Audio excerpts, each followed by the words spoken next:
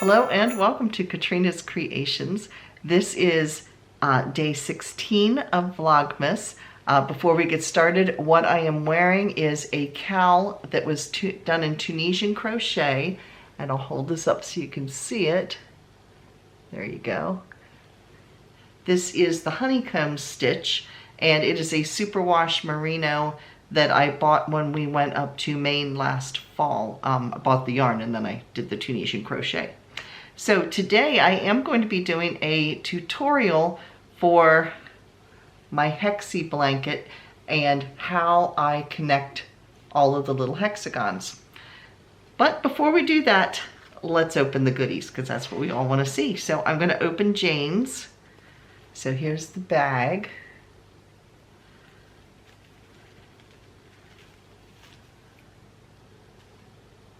Oh, and there's all kinds of little labels that you can put on your projects. There we go. This one says handmade with love. Oh, they all say handmade with love, but they're in different colors. So we have one in pink and white, or a cream, and this one's a white and a black and a blue one. Perfect, because I have some from Knit Crate a while back. I don't know where I put them. And I didn't know that many, so this is neat. I can put this on some of my homemade projects, especially things I give away is nice too. So the yarn for today is really pretty. There you go. It's red, different tones of red, and some purple mixed in with it. So yeah, oh, notice there's some other, apparently this is maybe hand dyed, because I can tell lighter areas. You can see the white spots in here, and that usually happens when a dyer ties the skeins before they dye them. Yeah, so let's open it up so you can see it a little bit better. So there you go. And now we will open mine. So today's is some of my hand dyed, and this is some I dyed years ago at a yarn shop. I had dyed some like variegated all different colors, and then this one I did with blue and white and yellow, and it was done with Kool-Aid. So there you can see that, and it is a fingering weight 100%, I believe it was merino. So those are my two yarns. So I'm gonna get the camera turned around, and then I'm going to do a tutorial on how to attach together my hexie blanket. So here is my hexie blanket, and I'm going to hold this up close so you can see how I have it joined. You can see I'm going in through the back loop, so you can see the front loop forms a definite border all the way around. So the first thing I do, here is the next one I'm going to be adding, and you can see where I finished the final row is right here, and I want to begin at a corner. So I'm going to look at my 8-stitch double crochet and decide which one is the closest edge, and it's going to be this edge. So I'm going to thread my darning needle, and I'm just going to wiggle through these last couple stitches here like that until I get to the end, so that this is coming from one of the corners. Now if I pull this up, this piece is going to go right here. So you can see these are the 3 sides here that are going to be joined. So this is the right side facing. This is what the wrong side of your crochet looks like. I'm going to start at this corner here, and here's my little corner, and I'm going to flip this so that the right sides are on the inside facing each other. And I begin by attaching the corner chain space and the new chain space, and I just kind of stick my finger there and I loop through both, so it kind of locks them together like that. Now I'm going to be going down to this corner space, so I match the two spaces together. There you can see the chain space. I just kind of hold it like that. Ignore my hand here, I burned it at Thanksgiving, and it's getting better, but I touched the upper rack of my stove. I actually did it on this side too, but anyway. So I'm now going to start going back and forth, and I'm going to go through the back loop. If you look at this, you can see this is the front loop, this is the back loop. So I'm going through the back loop of both of them. You could loop your stitches all the way around. I didn't have that much spare yarn. I tried to leave on each hexie a tail, but I didn't leave long enough tails. So I'm just going to loop back and forth, going just through the back stitch. So here you can see there's a back stitch, there's the back stitch.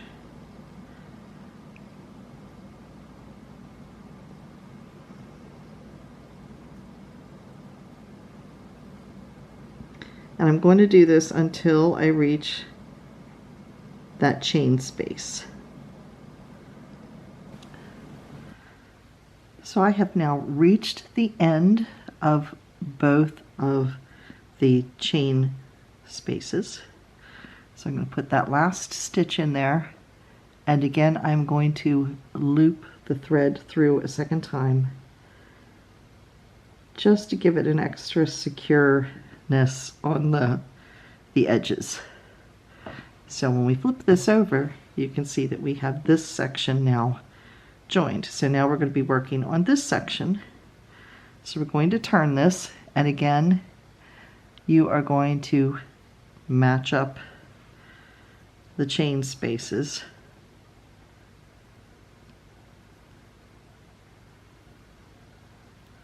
like that. Now I usually, when I join this the next hexie, I actually will loop through it as well, so that way I've joined it at 3 points between the 3 hexagons. And now I'm going to work my way across to this edge. Now you can see I've almost run out of enough of the tail. So when I crocheted each of these, like I said, I left a tail on each one to work with weaving in, but they aren't necessarily long enough. So I have a little stash of extra of some of these yarns. Any little teeny bit that I had, I saved so that I could do this, because I did not want to have like a white border on it, on the back. Initially I thought about just chain crocheting and attaching them that way, but I really didn't want that edging there. So I saved yarn. I would make like 2 hexies out of a 10-gram skein. You can normally get about 3 hexies out of a 10-gram. I've been doing 2, and then I know I have enough extra if I need it for attaching. I also have a lot of like little scrap pieces of yarn that I can try to match some of the colors if I have used all of the ball of yarn. That way I can just keep on going.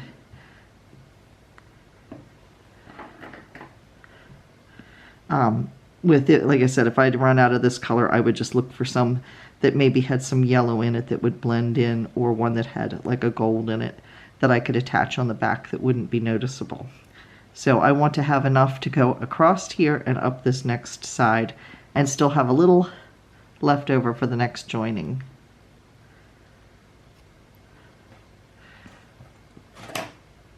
So the way I do this is I literally tie it in place, and I'm going to show you how I weave the ends in as I go.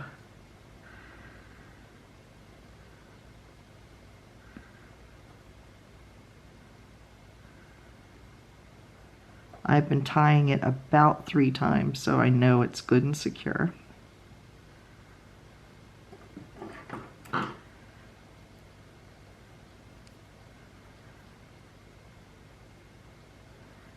I thread my needle. Now here's my two little pieces of the end. I am going to trim this down so they're at least even, like that. And I'm going to go through the outer loops like this. But when I go back the next time, I'm going to take these ends, actually I have 3 of them here from another one, and I'm going to wrap this around them so you can see that here's the yarn. This is the yarn that's attached to my needle, and here's the end pieces. So I'm going to do this, and when I go back through the next outer loops and pull it, it has encased it basically in here. So I'll go up through the next 2 outer loops. Again, I'm underneath the little tails of yarn. But when I come back through the next outer loops, I'm going around the top. So again, you can see there, it's encasing it.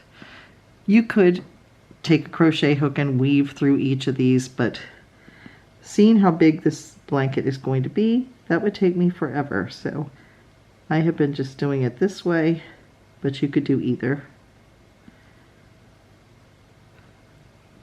So once again, I have reached the end chain space. I'm going to loop around this time. Instead of going back and forth, I'm going to loop so that it attaches it well. And then you have you can see how it's now attached here and here. This last piece is going to get attached right here. So again, I'm just going to fold it back over. And I'm going to go through the loop again with this new hexie.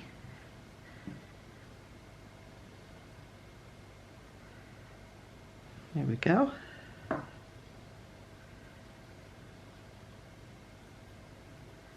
And now I'm going to locate my end chain space here, the end chain space here, and just hold them in place. And then I'm going to continue. I'm going to continue sewing through the back loop until I reach this last edge, and then I'm going to tie it off. I have now reached the end chain space, and I'm going to pull it through this last time and take it through again.